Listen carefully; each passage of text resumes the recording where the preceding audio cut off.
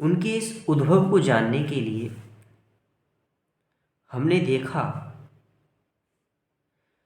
कि एक दिन की बात थी कि महर्षि जो वाल्मीकि जी थे वो बहुत ज़्यादा एक तरह से आप कह सकते हैं कि अज्ञान के मार्ग पर थे। और अज्ञान के मार्ग पर चलते रहने के कारण उनके मन में एक लालसा रहती थी कि जिस वन में वो जहाँ रहते थे, अगर उस मार्ग से कोई भी जाता था तो उस मार्ग से जाने वाले व्यक्ति का वो मार्ग रोक लेते थे। और मार्ग रोकने के बाद उसके पास जो कुछ भी होता था वो उससे लूट लेते थे। एक तरह से उस समय वो एक नंबर के डाकू या कुख्यात टाइप के इस तरह के थे, क्योंकि जंगल में रहते थे, कुछ भी उनके पास जो कुछ मिलता किसी के पास वो उसको अपने के लिए ले लेते थे। तो देवी देवता एक दिन उनको ऐसे ही देख रहे थे, और तो देवी देवताओं ने एक दिन कहा था ये बड़े खतरनाक डाकू साहब हैं, चलो देखते हैं इनका, हम खुद जाके एनालाइज करते हैं कि ये हमसे कैसा व्यवहार करते हैं। तो एक दिन देवताओं ने कहा था कि नारद जी आप ही ऐसा कुछ कर सकते हो, उनके सामने तो आप जाइए। तो महर्षि वाल्मीकि जी के पास जो है नारद जी चले जाते हैं, और नारद जी एकदम सुशोभित होकर पूरा आभूषण लेकर के जाते हैं। तो जैसे ही वो उनकी कुटिया के पास पहुंचते हैं, तो कुटिया पर पहुंचने के बाद वाल्मीकि जी देखते हैं कि यहाँ कोई आया हुआ है। उन्होंने सोच लिया कि आज तो व्यवस्था बन गई। वैसे तो मैं इधर उधर जाता तो जाके मुझे कोई शिकार मिलता, लेकिन आज तो खुद शिकार मेरे शिकारी के द्वार पे आ गया।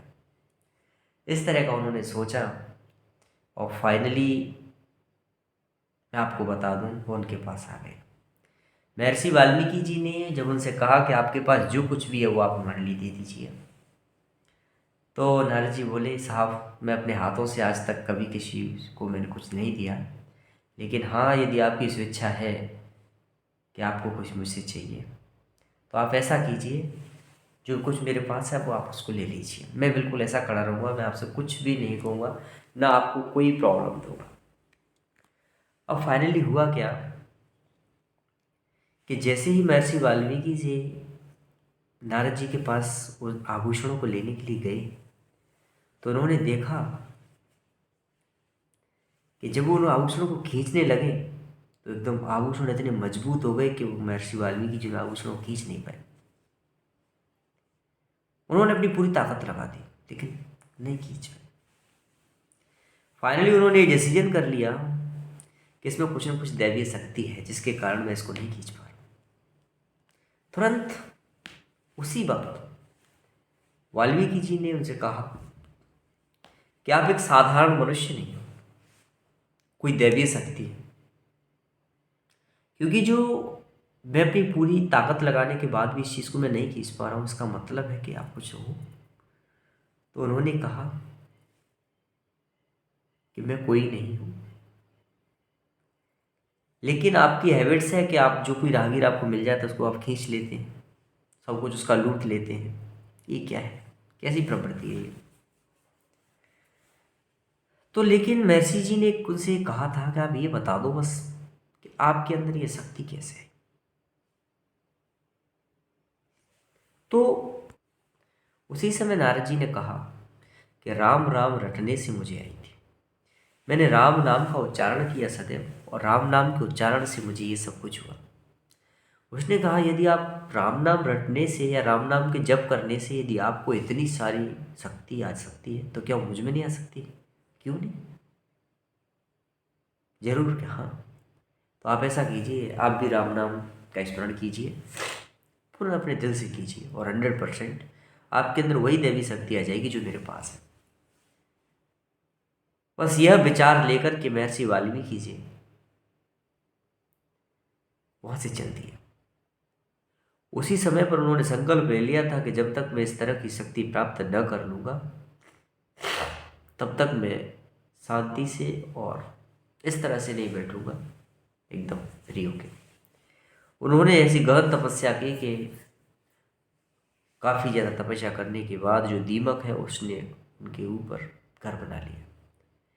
एक तरह से आप समझ सकते हैं कि संपूर्ण मिट्टी उनके ऊपर चढ़ जाती है, और वो मिट्टी के अंदर इस प्रकार से धंस जाते हैं कि स्वयं दीमक उनके ऊपर घर बना लेती है। इस तरह की तपस्या करने के बाद उनको कुछ ज्ञान प्राप्त हुआ।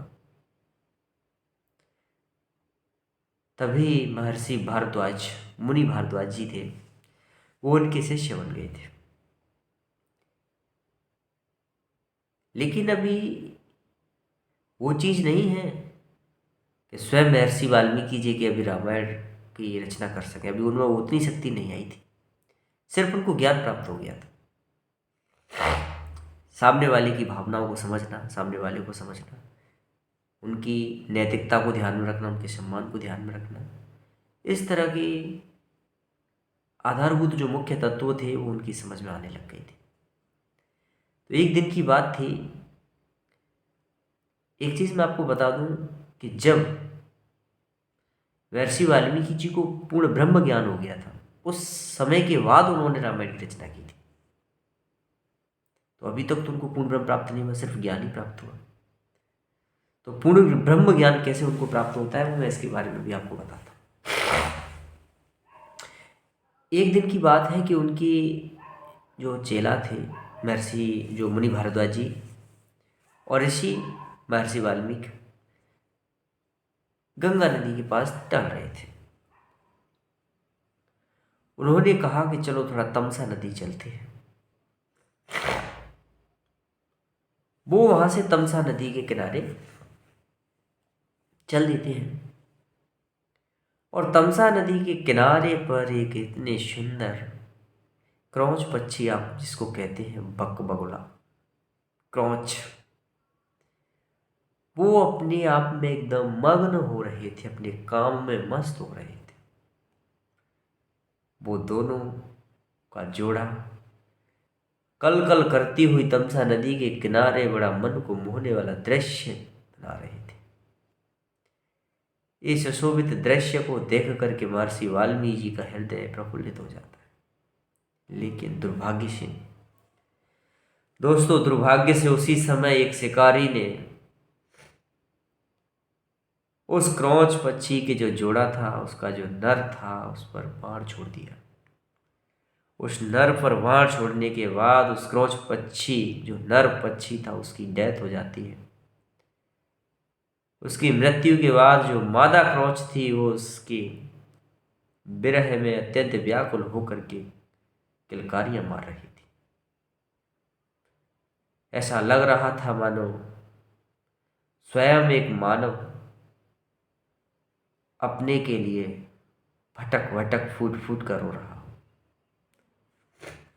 ऐसी मार्मिक घटना को देखते हुए उसने शिकारी से कहा, हे शिकारी, तुम कभी शांति को धारण नहीं कर सकते, तुम कभी स्वर्ग की प्राप्ति नहीं कर सकते,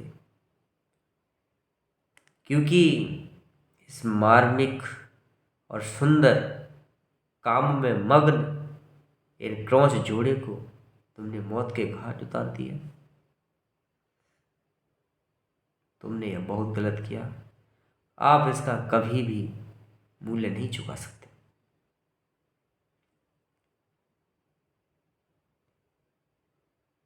इसके बाद उन्होंने एक श्लोक बोला और इसी श्लोक के माध्यम से उस शिकारी को उसके पश्चाताप कराया। इसके बाद वो एक से एक श्लोक बोलते चले गए। लेकिन आप लोगों को मैं बता दूं कि उनके मुख से अचानक जो श्लोक निकला वो पूर्ण रूप से सत्य, व्याकरण युक्त, उसमें किसी भी प्रकार की कोई त्रुटि नहीं थी। जब उन्होंने यह देखा कि यह वास्तव में कोई प्रभाव है, दोस्तों, ये प्रभाव स्वयं उनके ज्ञान का प्रभाव था। उसी समय उनको एक ब्रह्म ज्ञान की प्राप्ति होती है और एक आवाज आती है कि आप रामायण की रचना कीजिए। आपको मैं भली भांति बता दूं, महर्षि वाल्मीकि जी ने रावण में जब युद्ध हुआ और रावण की मृत्यु के बाद जब राम अयोध्या वापस आए, जब उनका राज्याभिषेक कंप्लीट हो गया था भगवान श्री रामचंद्र जी का, उसके बाद में उन्होंने रामायण को लिखना प्रारंभ किया। जब वो रामायण को आधा ही लिख पाए कि उसी समय अयोध्या वासियों के कहने पर श्री रामचंद्र जी ने माँ जानकी जी को घर से परित्यक्त कर दिया था। तो जब वो वन में चलती चलती महर्षि वाल्मीकि जी के आश्रम पर पहुंच जाती हैं, स्वयं महर्षि वाल्मीकि जी उनको अपना आश्रय दे देते हैं। उस समय वो गर्भवती रहती हैं और वो लव और कुश नामक 2 पुत्रों को जन्म देती हैं। उसी समय महर्षि वाल्मीकि जी उन दोनों पुत्रों को रामायण का पाठ पढ़ाते हैं, क्योंकि वो बच्चे थे, वो तो जानते नहीं थे ये किसके बारे में है, क्या है। लेकिन जब वो बड़े हो जाते हैं तब तो भगवान श्री रामचंद्र जी अश्वमेध यज्ञ करते हैं और उसी अश्वमेध यज्ञ में जो घोड़ा वो छोड़ते हैं, उस घोड़े को ये दोनों भाई पकड़ लेते हैं। उसके बाद काफ़ी सारा युद्ध होता है और पुनः वो अयोध्या वापस जाते हैं और वहाँ पर श्री रामचंद्र जी के दरबार में वो जिन्होंने महर्षि वाल्मीकि जी ने रामायण को जो सिखाई थी, उसको संपूर्ण रामायण का वहाँ पर अवलोकन करते हैं।